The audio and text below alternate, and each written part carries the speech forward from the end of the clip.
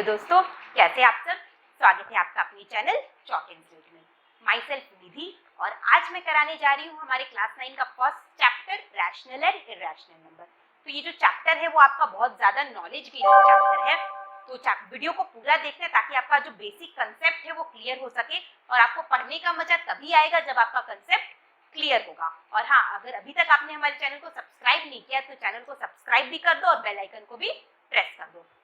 तो चलो video start करते हैं और हर एक टर्म को जो मैं बताऊंगी उसे ध्यान से समझना, वीडियो को स्किप मत करना, क्योंकि कुछ भी इंपॉर्टेंट बात अगर आपका छूट गया तो आपका जो कंसेप्ट है वो क्लियर नहीं होगा। ठीक है, सबसे पहले आप जब देखो, जब आप छोटे क्लास में थे तो मेन आपको नंबर कहाँ तक सिखाया गया, 0 से लेके 9 तक। उसके बाद तो आपका नंबर अपने आप उसी डिजिट को रिपीट करके आपका नंबर बनता है। तो ये जो मेरा इतना बड़ा नंबर सिस्टम है उसका कुछ अलग अलग नाम है, कुछ नंबर्स को एक ग्रुप में रखकर नाम रखा गया है और सबके बारे में आज हम लोग जानेंगे। तो सबसे पहला मेरा आता है नेचुरल नंबर। तो देखो, नेचुरल नंबर किसको बोलते हैं, नंबर 1 है आपका नंबर सिस्टम का पहला पार्ट हुआ आपका natural numbers.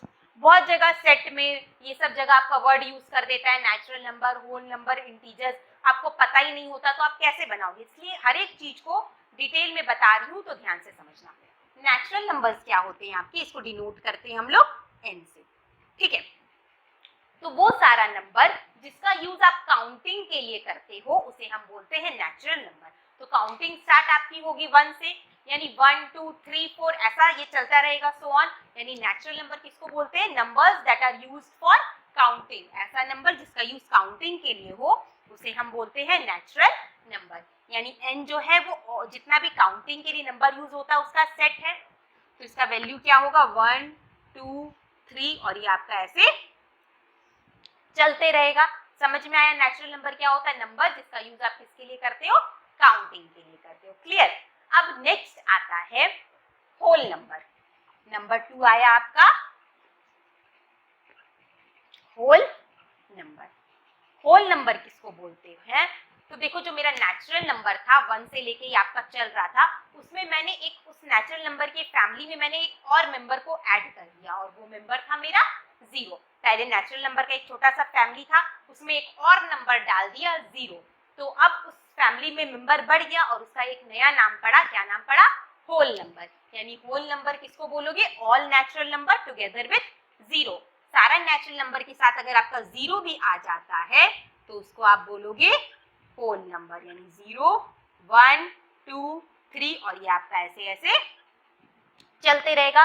Natural number start होगा 1 से और सो ऑन तक आपका जाते रहेगा आगे 1 2 3 4। होल नंबर स्टार्ट होगा 0 से और ये आपका आगे ऐसे जाते रहेगा। क्लियर, इतना समझ में आया नेचुरल नंबर और होल नंबर।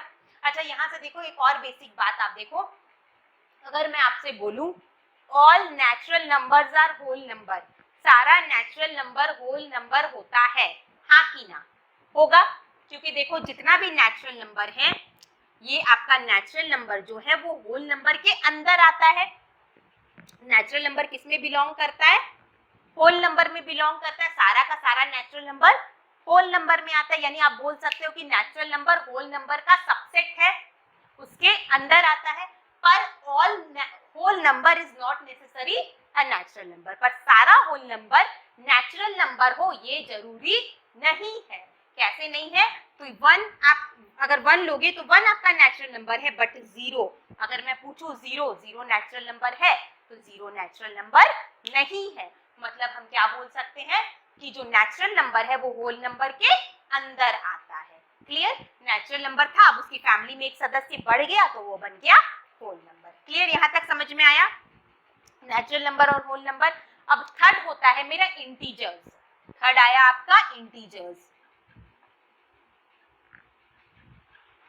इंटीजर्स और इंटीजर्स को हम डिनोट करते या तो z से करो या i से। ठीक है, इसको डिनोट किया जाता है z से भी या i से भी, दोनों से आप इसे डिनोट कर सकते हो। तो इंटीजर क्या होता है, तो देखो ये जो आपका होल नंबर वाला सेट था इसमें सिर्फ आपका पॉजिटिव नंबर था, किसी भी नंबर का नेगेटिव नंबर नहीं था, सिर्फ पॉजिटिव नंबर था। तो अब आप क्या करोगे, इस फैमिली में कुछ एक्स्ट्रा नंबर ऐड करोगे और वो एक्स्ट्रा नंबर कौन सा होगा, नेगेटिव वाला नंबर होगा। पहले नंबर 0 से लेके पॉजिटिव में जा रहा था, अब ये नेगेटिव नंबर भी इसमें एक्स्ट्रा ऐड हो गए, तो इस नंबर का, इस फैमिली का नाम, मतलब जितना भी मेंबर था वो बढ़ गया और इसका नाम चेंज होके क्या बन गया, इंटीजर बन गया। यानी इंटीजर में आपका क्या आया, यहाँ बता रही हूँ, इंटीजर में आपका 0 से लेके ये पॉजिटिव नंबर तो था ही,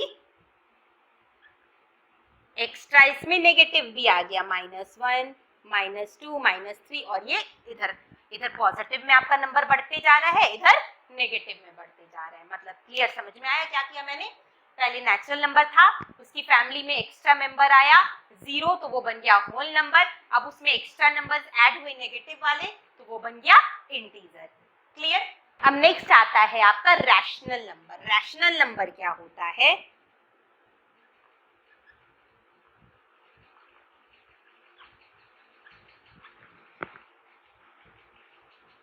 रैशनल नंबर, तो नंबर, ऐसा नंबर जो p बाय q फॉर्म में हो, ऐसा नंबर जो आपका p बाय q फॉर्म में हो, where p and q are integer, जहां पे p और q दोनों आपका इंटीजर्स हो, मतलब नेगेटिव भी हो सकता है, पॉजिटिव भी हो सकता है, कुछ भी हो सकता है। p और q क्या होना चाहिए, p एंड q आर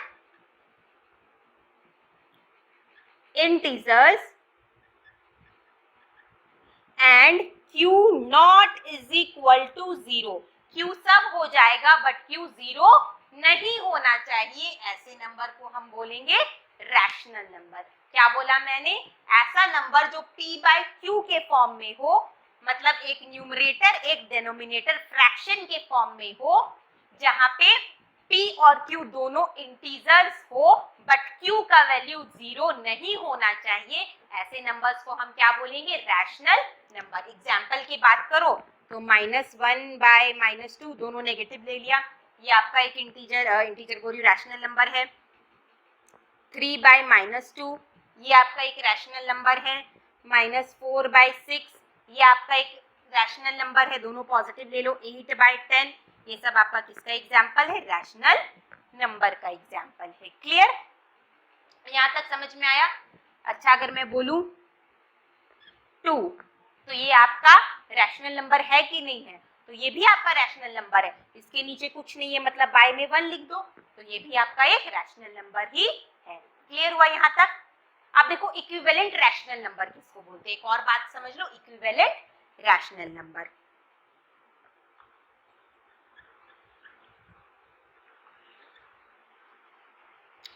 तो ऐसा रैशनल नंबर जो दिखने में अलग अलग हो बट उसका न्यूमेरिक वैल्यू जो है वो सेम हो, वो आपका कहलाएगा इक्विवेलेंट रैशनल नंबर। सपोज एक एग्जांपल लो, -4 बाय 6, अब इसे कट कर सकते हैं हम लोग, तो ये आ जाएगा आपका -2 बाय 3। तो देखो ये और ये दोनों दिखने में अलग अलग है, ये है -4 बाय 6 और ये है -2 बाय 3, पर दोनों का न्यूमेरिक वैल्यू सेम होगा। इसे कट करोगे तो ये भी -2 बाय 3 ही बन जाएगा। तो ऐसा रैशनल नंबर जिसका जो दिखने में अलग अलग हो बट उसका न्यूमेरिक वैल्यू सेम हो, उसे हम बोलेंगे, क्या बोलेंगे, equivalent rational number. Clear?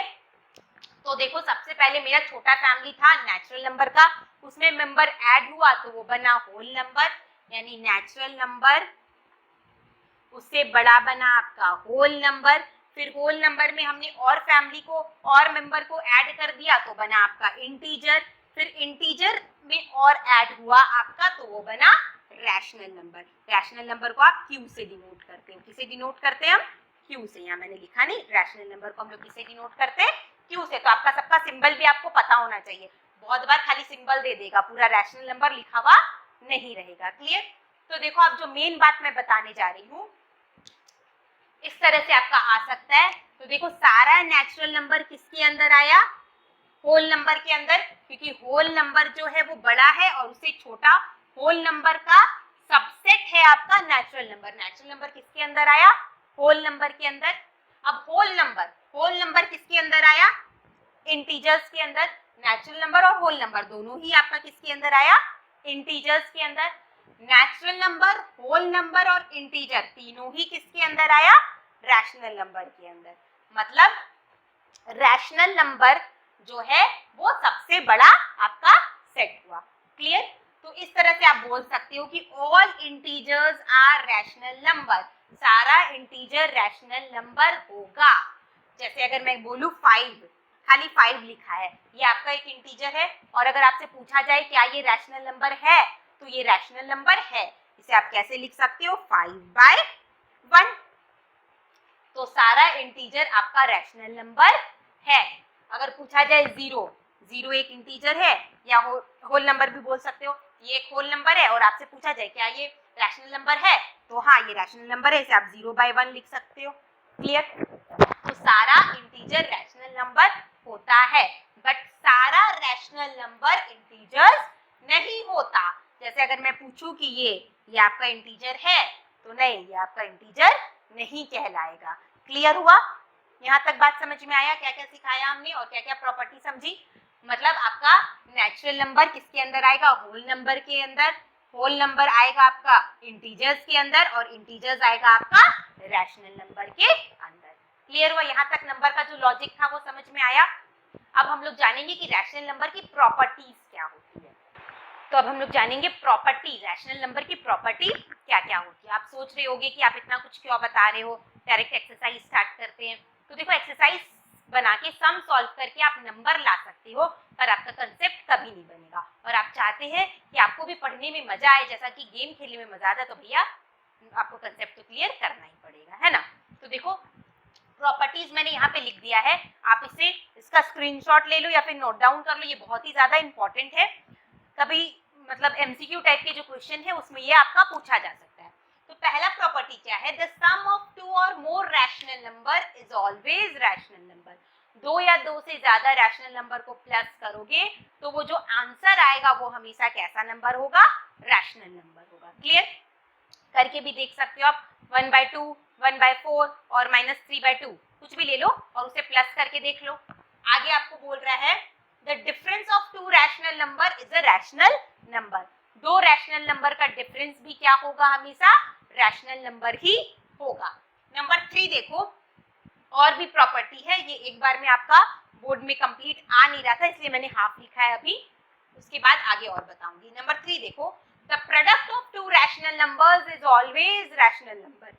2 rational number का प्रोडक्ट भी हमेशा रैशनल नंबर ही होगा। Number 3, the division of a rational number by a non-zero rational number is always a rational number। अगर एक रैशनल नंबर को दूसरे नॉन जीरो रैशनल नंबर, मतलब जो नॉन जीरो ना हो वैसे रैशनल नंबर से डिवाइड करोगे तो जो आंसर आएगा वो भी आपका क्या होगा, रैशनल नंबर ही होगा। तो ये बात को बस दिमाग में रखना है, लर्न कुछ नहीं करना है, समझ लो और माइंड में रखो ताकि क्वेश्चन पूछा जाए तो आप बता पाओ। आगे देखो, नंबर 4 देखो, नंबर 4 में क्या बोल रहा है, 2 rational number a by b and c by d, 2 rational number है, वो दोनों रैशनल नंबर सेम होगा। कब होगा सेम, जब a इंटू डी, मतलब ये cross multiply a into D करोगे तो उसका वैल्यू सेम आना चाहिए b इंटू सी के। ये क्रॉस जो प्रोडक्ट होगा उसका वैल्यू सेम आना चाहिए, तब आपका दोनों रैशनल नंबर क्या हो जाएंगे, इक्वल हो जाएंगे। क्लियर? इतना का आप स्क्रीनशॉट लिख लो, उसके बाद फिर मैं आपको आगे बता रही हूँ। नेक्स्ट देखो आपको क्या है, अगर a by b greater than c by d है, अगर a by b rational number वो बड़ा है c by d से, तो a इंटू डी, हम लोग क्रॉस करके प्रोडक्ट निकाल रहे थे, a इंटू डी भी बड़ा होगा c इंटू d के। क्लियर? नेक्स्ट देखो, if a by b same उसका उल्टा है, अगर a by b स्मॉल होगा c by d से, लेस देन होगा, तो आपका a इंटू डी जो है वो छोटा होगा b इंटू सी के। क्लियर? यहाँ तक आपको समझ में आया रैशनल नंबर क्या था, उसकी क्या क्या प्रॉपर्टी थी। अब हम लोग जानेंगे कि 2 रैशनल नंबर के बीच में कितने सारे रैशनल नंबर होते हैं और उसको कैसे निकाला जाता है। तो देखो, 2 रैशनल नंबर के बीच में आपका इनफाइनाइट रैशनल नंबर होता है। अब आप उसको फाइंड आउट कैसे करोगे, तो मैं आपको इससे पहले समझाती हूँ। देखो, 2 रैशनल नंबर है, एक को मैं डिनोट कर रही हूँ P से, दूसरे को डिनोट कर रही हूँ Q से। P एंड Q आर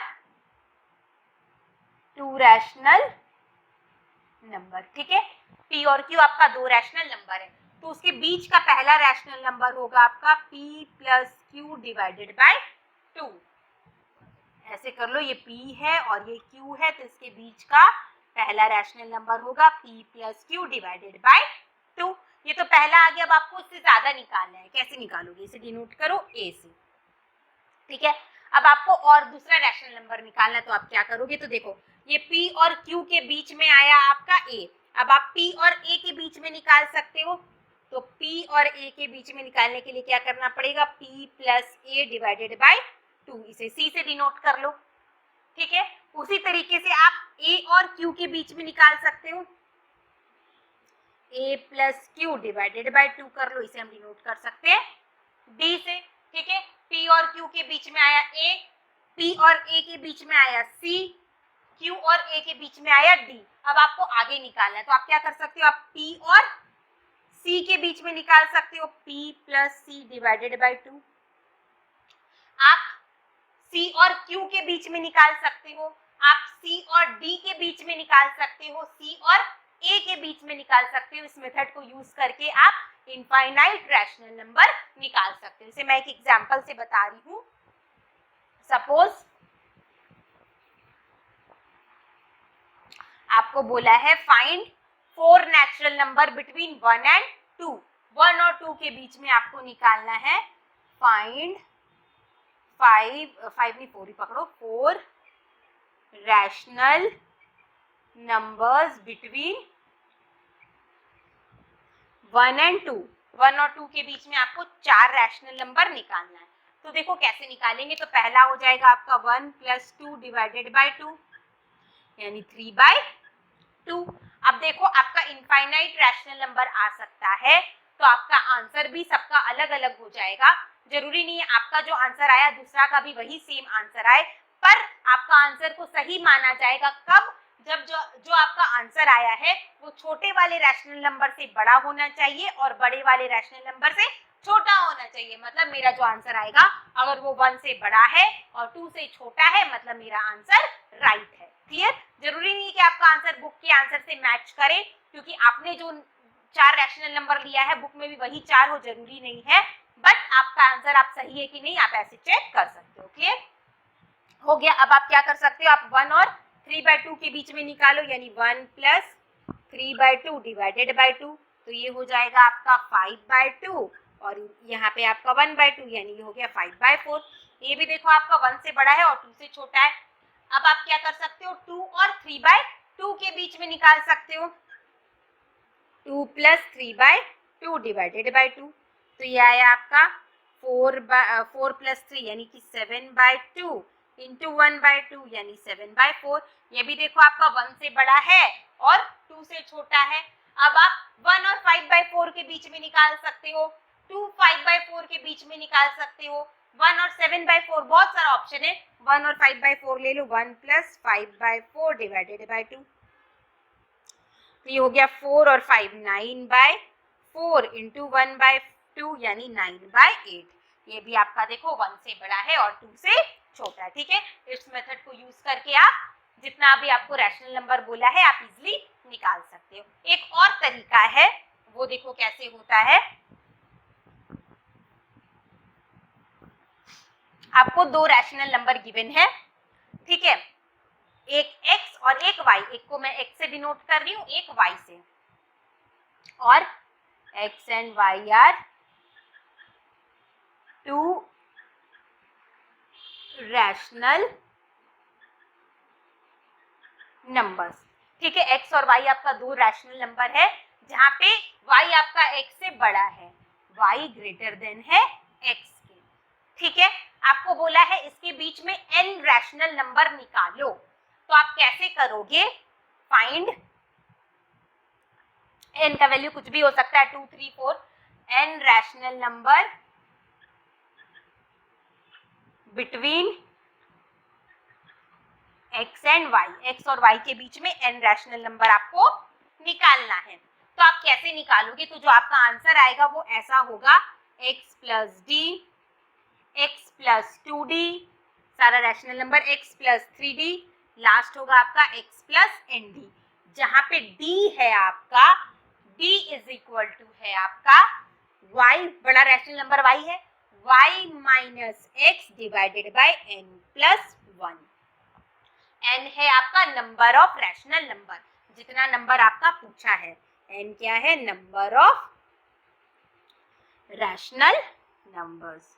इसको मैं एक एग्जांपल से बताती हूँ, तब आपको बहुत ही अच्छा से क्लियरली समझ में आएगा। ठीक है, मैं इसे इरेज कर रही हूँ और इसको मैं एक एग्जाम्पल से बताती हूँ। सपोज आपको बोला है 3 और 4 के बीच में 5 रैशनल नंबर निकालो। Find 5 rational numbers between 3 and 4।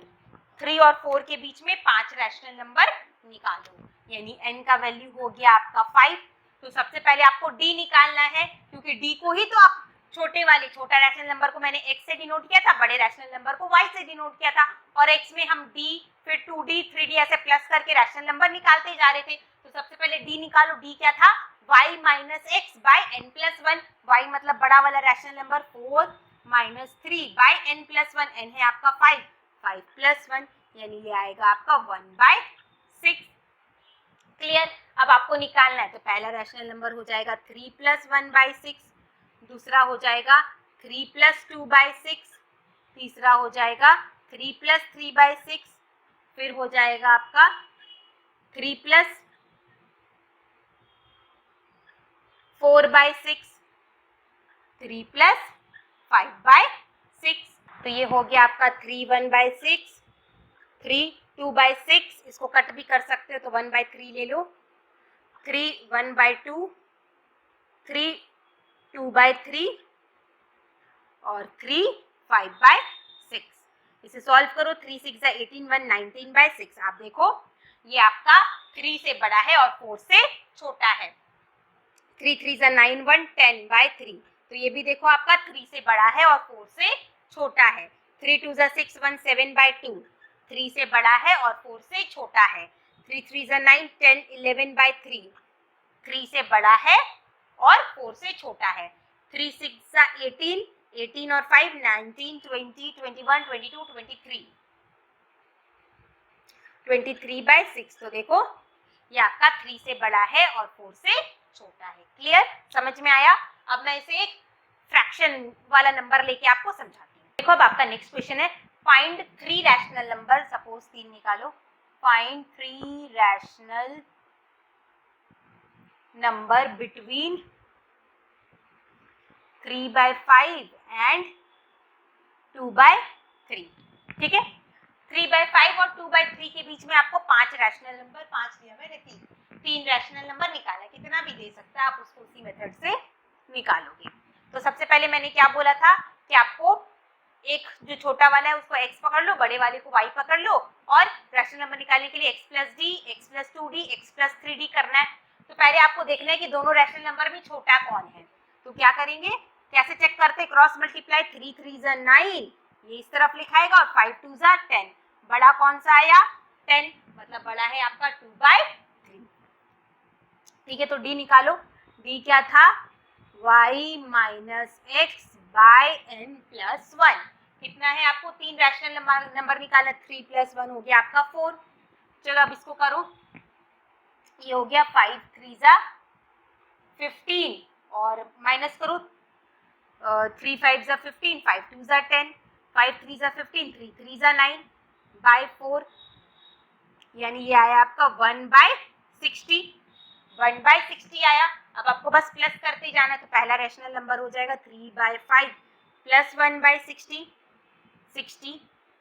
दूसरा हो जाएगा 3/5 प्लस 2/60, तीसरा हो जाएगा आपका 3/5 प्लस 3/60, और चौथा हो जाएगा आपका 3/5 प्लस 4/60। से एलसीएम लेके प्लस कर लेंगे, आपका आंसर चला आएगा। क्लियर? तो ये मैंने जस्ट एक एग्जांपल दिया आपको समझाने के लिए कि दो रैशनल नंबर के बीच में जो रैशनल नंबर आपको गिवन रहेगा, वो जितना नंबर गिवन रहेगा वो कैसे निकालेंगे। क्लियर? अब देखो आगे, अब हम लोग देखेंगे कि रैशनल नंबर को डेसिमल में चेंज कैसे करते हैं। तो देखो, every rational number can be expressed either as a terminating और non terminating repeating decimal. Non terminating repeating बोलो चाहे नॉन टर्मिनेटिंग रिकरिंग बोलो, ठीक है, उसमें हम लोग चेंज कर सकते हैं। अब ये टर्मिनेटिंग और नॉन टर्मिनेटिंग रिपीटिंग डेसिमल क्या होता है, तो पहले ये समझ लो।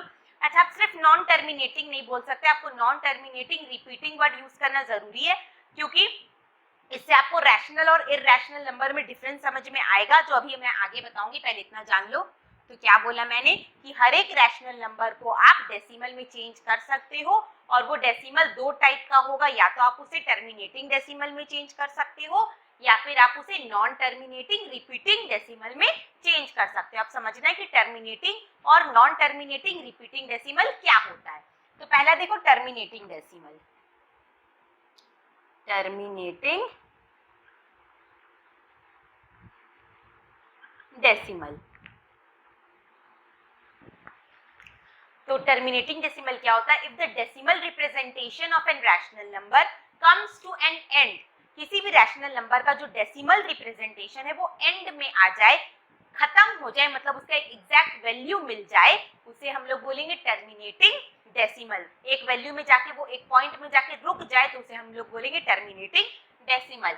सपोज एग्जांपल 1/5, इसे आप डिवाइड करो तो डेसिमल में चेंज कैसे करते हैं हम लोग? न्यूमरेटर को डिवाइड करते हैं डिनोमिनेटर से, तो 1 को डिवाइड करना है 5 से, पॉइंट लगेगा 0, 5 2 जा 10। तो देखो इसका एक एग्जैक्ट वैल्यू मिल गया, ये 0.2, 0.2।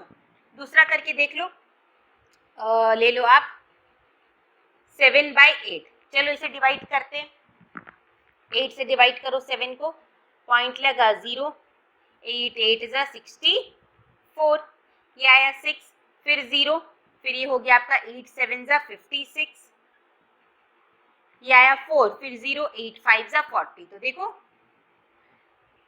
ये भी आपका 5 में जाके रुक गया, इसका एग्जैक्ट वैल्यू मिल गया। तो ऐसा डेसिमल जिसका एग्जैक्ट वैल्यू मिल जाए, जो एक पॉइंट में जाके रुक जाए, उसे हम लोग बोलते हैं टर्मिनेटिंग डेसिमल। क्लियर? इतना समझ में आया? तो मैंने क्या बोला कि रैशनल नंबर को आप दो टाइप का हो सकता है, या तो वो टर्मिनेटिंग डेसिमल में चेंज होगा, या फिर कुछ रैशनल नंबर आपके किस में चेंज होंगे? Non terminating repeating decimal. अब ये नॉन टर्मिनेटिंग रिपीटिंग डेसिमल क्या होता है? तो पहला तो देखो नॉन टर्मिनेटिंग का मतलब होता है, नॉन टर्मिनेटिंग डेसिमल उसको बोलते हैं तो ऐसा डिवीजन, डेसिमल में चेंज करते टाइम हम लोग डिवाइड करते हैं, तो ऐसा डिवीजन जो कभी खत्म ना हो, कितना भी लंबा वो चलता जाए, वो आपका रुके ना, उसे हम लोग बोलते हैं नॉन टर्मिनेटिंग डेसिमल। अब मैंने क्या बोला? रैशनल नंबर को या तो आप टर्मिनेटिंग डेसिमल में चेंज कर सकते हो या नॉन टर्मिनेटिंग रिपीटिंग डेसिमल में। तो नॉन टर्मिनेटिंग तो समझ में आ गया, अब नॉन टर्मिनेटिंग रिपीटिंग समझो क्या होता है। नॉन टर्मिनेटिंग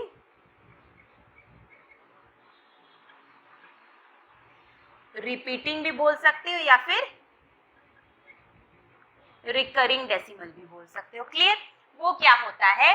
तो इसमें क्या होगा, इस टाइप के डेसिमल में कोई एक डिजिट या फिर सेट ऑफ डिजिट आपका रिपीट होते रहेगा, एक सर्टेन पीरियड के बाद वो डिजिट आपका रिपीट होते रहेगा। जैसे कि आप 6, ये 1/6 को फ्रैक्शन में चेंज करो तो क्या हो जाएगा आपका? फ्रैक्शन में बोली, सॉरी, डेसिमल में चेंज करो तो क्या हो जाएगा आपका?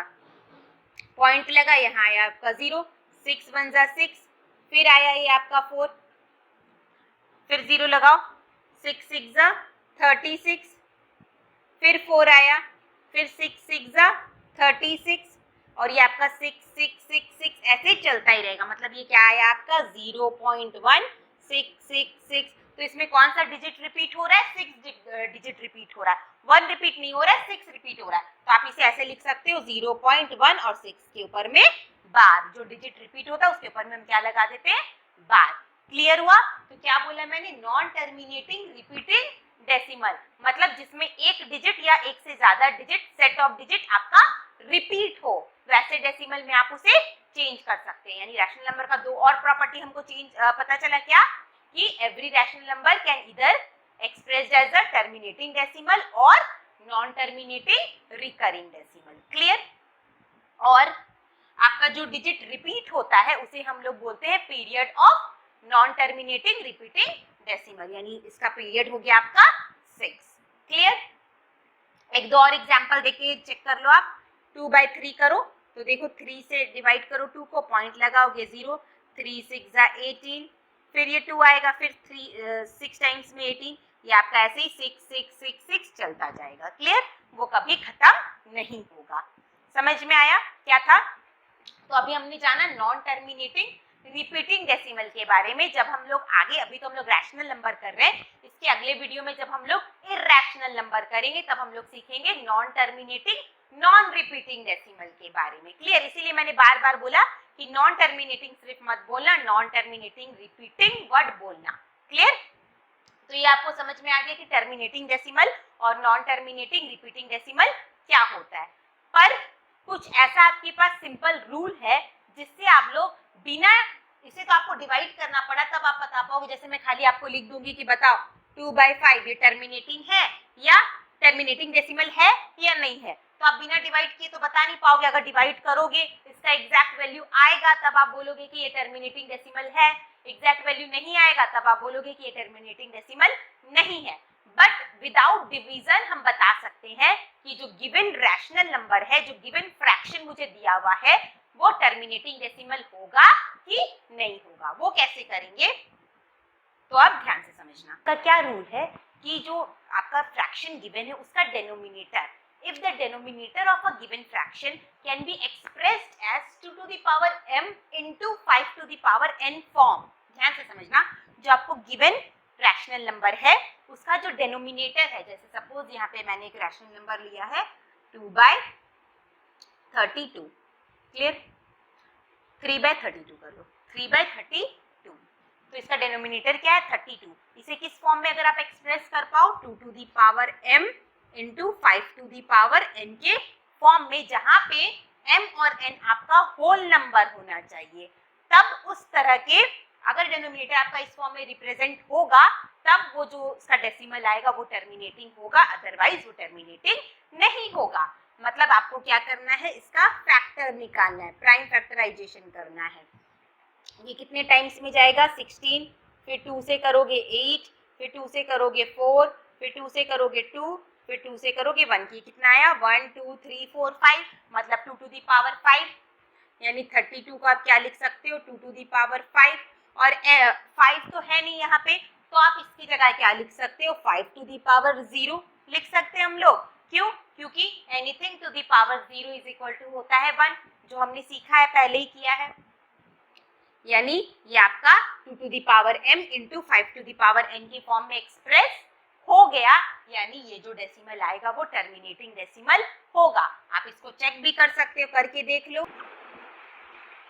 3 को डिवाइड करना है 32 से, पॉइंट लगाओ 0, फिर एक और 0 ऐड करो, कितने टाइम्स में जाएगा? 9 टाइम्स में। 9 2 ज़ा 18, 9 3 ज़ा 27 और 1 28। ये आया आपका 2, ये आया 1, 0 3 टाइम्स में दो, 3 2 ज़ा 6, 3 3 ज़ा 9, कैंसिल करो, 10 में से 4 आया, ये आया आपका 10 में से 6 माइनस y आया 4, ये आया 2।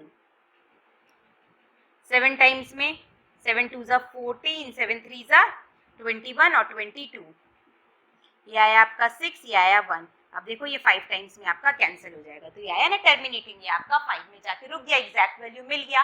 तो बस ये सिंपल सा लॉजिक है आपको चेक करने के लिए कि जो गिवन रैशनल नंबर है वो आपका टर्मिनेटिंग है कि नहीं है। तो 2-4 मैं करा देती हूँ एग्जाम्पल के तौर पे, आपका प्रैक्टिस हो जाएगा। हम लोग ओरली करेंगे, 2-4 क्वेश्चन लिखेंगे, ओरली बताना है कि है कि नहीं है। तो देखो 1/25, 7/20, 3/14, 1/24। चलो ये 4 ही करते हैं। 1/25, तो 25 को आप क्या लिख सकते हो? 5 का स्क्वायर, ठीक है। और 2 नहीं है तो उसके जगह हम लिख सकते हैं 2 to the power 0। तो देखो वो उस फॉर्म में है, 2 to the power m into 5 to the power n के फॉर्म में है, मतलब ये क्या होगा? टर्मिनेटिंग होगा, ठीक है। इसको देखो 20 को आप क्या लिख सकते हो? 2 2 ज़ा 4, 4 5 ज़ा 20, यानी 2 का पावर में 2 इंटू 5 to the power 1, ये भी आपके उस फॉर्म में, मतलब ये क्या होगा? आपका टर्मिनेटिंग। ये देखो 3/14, 14 को आप क्या लिख सकते हो? 2 इंटू 7। तो देखो ये 2 to the power m के फॉर्म में है, यहाँ एक्स्ट्रा आप 5 to the power 0 ऐड कर सकते हो, तो ये आपका 2 to the power m और 5 to the power n के फॉर्म में आ जाएगा, बट इसमें एक्स्ट्रा 7 आ गया, यानी ये टर्मिनेटिंग नहीं होगा। आप चेक करके देख लेना, चेक करना और कमेंट में अपना आंसर पोस्ट करना, ठीक है। ये देखो 1/24, तो ये हो जाएगा 2 2 ज़ा 4, 4 2 ज़ा 8, 8 3 ज़ा 24, यानी 2 का cube into 3 to the power 1। तो ये भी इसमें 3 वाला एक्स्ट्रा है, यानी ये टर्मिनेटिंग नहीं होगा। क्लियर? तो सिंपल सा लॉजिक है, अगर आपका जो डेनोमिनेटर है, रैशनल नंबर का जो डेनोमिनेटर है, उसको आप 2 to the power m into 5 to the power n के फॉर्म में एक्सप्रेस कर सकते हो, तो वो आपका टर्मिनेटिंग होगा, अदरवाइज वो आपका टर्मिनेटिंग नहीं होगा, जहाँ पे m और n आपका क्या है, होल नंबर है। क्लियर? तो ये तो हमने सीख लिया कि हम लोग कोई भी मतलब फ्रैक्शन जो आपको गिवन है, रैशनल नंबर गिवन है, वो आप कैसे पता लगा सकते हो कि वो टर्मिनेटिंग है कि नहीं है, और रैशनल नंबर को आप डेसिमल में कैसे चेंज कर सकते हो। अब हम लोग देखेंगे कि जो नॉन टर्मिनेटिंग रिकरिंग डेसिमल होता है उसको फिर से फ्रैक्शन में कैसे चेंज किया जाता है, नॉन टर्मिनेटिंग रिकरिंग डेसिमल को, ठीक है, उसको हम लोग फ्रैक्शन में चेंज कैसे करेंगे। ध्यान से समझना, ज्यादा हार्ड नहीं, बहुत ही ईजी है, बस जैसे जैसे मैं बता रही हूँ सुनते जाओ और समझते जाओ। तो मैंने एक नंबर लिया है डेसिमल 0.6 बार, 0.6 बार यानी ये 6 रिपीट हो रहा है, तो इसे आप ऐसे लिख सकते हो, ठीक है। अब इसमें कितना डिजिट रिपीट हो रहा है, एक डिजिट रिपीट हो रहा है, तो सबसे पहले आपको जो गिवन है आपको उसको x लेट कर लेना है, लेट कर लो कि इसका वैल्यू किसके इक्वल है, x के इक्वल है, x इज इक्वल टू इतना। अब आपका कितना डिजिट रिपीट हो रहा है, एक डिजिट रिपीट हो रहा है, एक डिजिट रिपीट होगा तो आपको दोनों तरफ 10 से मल्टीप्लाई करना है, अगर 2 डिजिट रिपीट होगा तो आपको दोनों तरफ 100 से मल्टीप्लाई करना है, 3 डिजिट रिपीट होगा तो 1000 से, मतलब इस तरीके से आपका बढ़ते जाएगा। एक डिजिट रिपीट हो रहा है तो दोनों तरफ आपको किससे मल्टीप्लाई करना है, 10 से, इधर 10 से मल्टीप्लाई किया तो 10x आ गया, इसको 10 से मल्टीप्लाई करोगे तो हम लोग जब मल्टीप्लाई करते हैं तो पॉइंट आपका राइट की तरफ घसक जाता है, एक जीरो यानी एक डिजिट घसक जाएगा, ये आ गया आपका 6.666। इसमें तो कोई फर्क नहीं पड़ेगा क्योंकि ये आपका चलते ही जा रहा है, तो ये आपका इनफाइनाइट तक जा रहा है, तो एक डिजिट आगे पीछे से कोई फर्क नहीं पड़ेगा। अब आपको क्या करना है, अब आपको दोनों को सब्ट्रैक्ट करना है, यानी 10x और x LHS वाला LHS के साथ, RHS वाला RHS के साथ, 6.666 और इधर है आपका 0.666, ठीक है, सब्ट्रैक्ट करो तो ये सारा 666 कैंसिल हो जाएगा, इधर आया आपका 6 और ये 10x में से x माइनस हुआ तो ये आया आपका 9। अब x निकालो तो आएगा 6/9, अब ये कट हो जाएगा, 3 2 ज़ा 6, 3 3 ज़ा 9 यानी 2/3। आप वापिस से 2/3 को डेसिमल में चेंज करो, देखो आपका यही आएगा। क्लियर? ये तो मैंने एक डिजिट का बताया, अब मैं 2 डिजिट का बताती हूँ।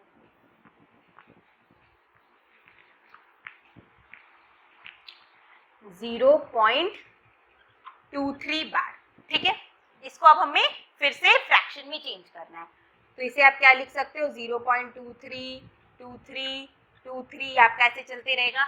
यहाँ पे आपका कितना डिजिट रिपीट हो रहा है, 2 डिजिट रिपीट हो रहा है, तो आपको क्या करना है, दोनों तरफ मैंने बताया था एक डिजिट रिपीट होगा तो 10 से मल्टीप्लाई करना है, 2 डिजिट रिपीट होगा तो 100 से मल्टीप्लाई करना है, दोनों तरफ 100 से मल्टीप्लाई करेंगे तो 100x is equal to point 2 digit खसक जाएगा राइट की तरफ, यानी 23.232323 ये आपका ऐसे चलते रहेगा। अब क्या करना है, दोनों को सब्ट्रैक्ट करना है, सब में सेम मेथड यूज होगा।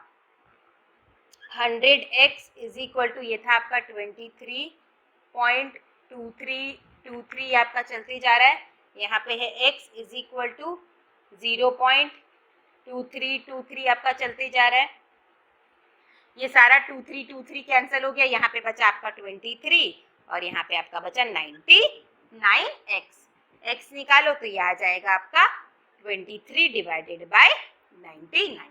क्लियर? आप फिर से इसको कैलकुलेटर में डिवाइड करके देख लेना, आपका यही आंसर आएगा। समझ में आया कैसे किया हमने? बहुत इजी है। तो इस वीडियो को देखने के बाद आपका रैशनल नंबर को लेके जो भी डाउट है वो क्लियर हो गया होगा। नेक्स्ट वीडियो में हम लोग इरेशनल नंबर और रियल नंबर के बारे में जानेंगे, साथ ही साथ मेरा रैशनल नंबर का जो फर्स्ट एक्सरसाइज है उसको सॉल्व करेंगे। तो आपको मेरा वीडियो कैसा लगा कमेंट करके जरूर बताना, ज़्यादा से ज़्यादा अपने दोस्तों को शेयर करना और लाइक करना मत भूलना। तो मिलती हूँ मैं नेक्स्ट वीडियो में, तब तक मैंने जो भी सिखाया उसे घर में बार बार प्रैक्टिस करो, समझो, अपने कंसेप्ट को बनाओ, तभी आपको एक्सरसाइज सॉल्व करने में मजा आएगा। ठीक है?